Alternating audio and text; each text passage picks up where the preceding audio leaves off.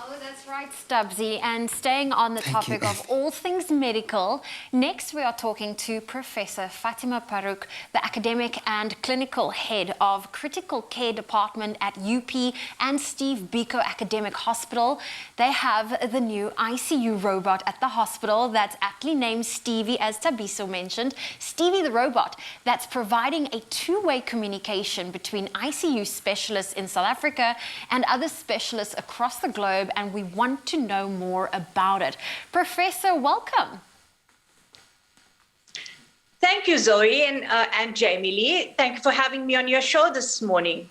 Professor, I can't believe that we are here in 2021. I remember back in the day, we used to speak about one day robots are going to be working in the medical field, but it is here, it is now. Why do you think that, the implementation of this robot is such good news, not only for South Africa, but all around the globe? So, Jamie Lee, it's arrived at such an opportune time in our hospital.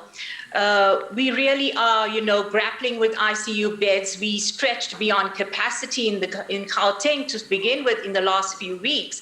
We no longer perform our ICU rounds as we normally do as an entire team, but we literally have several wards converted to ICUs, and as a result, we are all split up.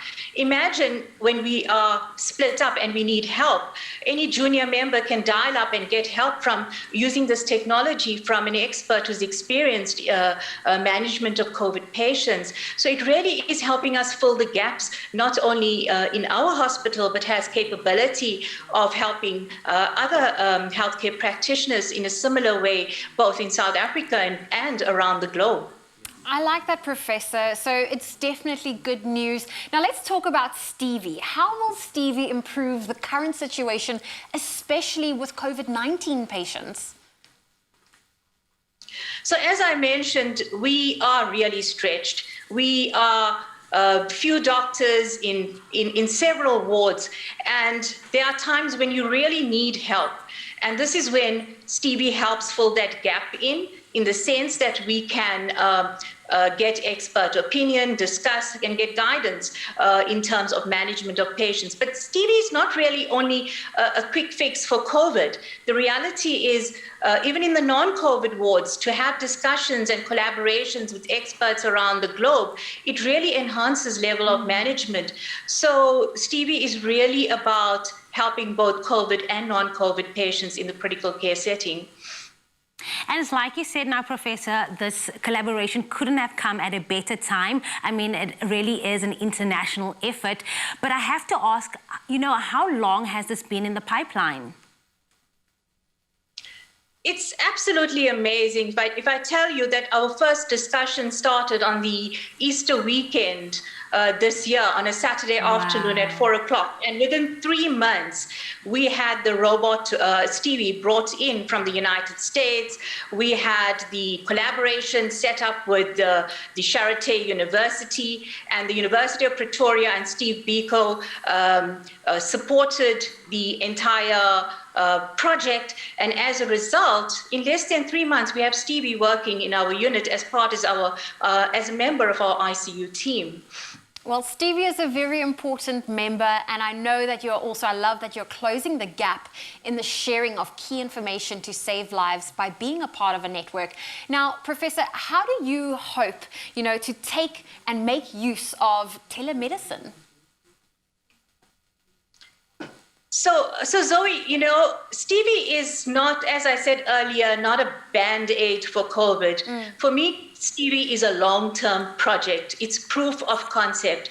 Really, by showing how Stevie can work at Steve Biko Academic Hospital, we can really show that it can help in the current problems that South Africa is facing from a critical care perspective. As you may well know, we have a huge shortage of ICU specialists. We have a huge shortage of ICU beds.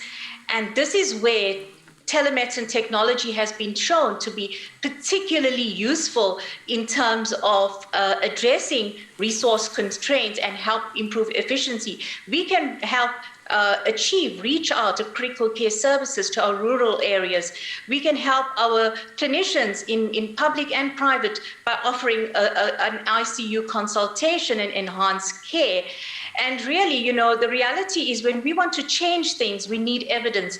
And this is what we hope to do. We hope to garner evidence that will inform this change and help in the rollout of better ICU services in our country.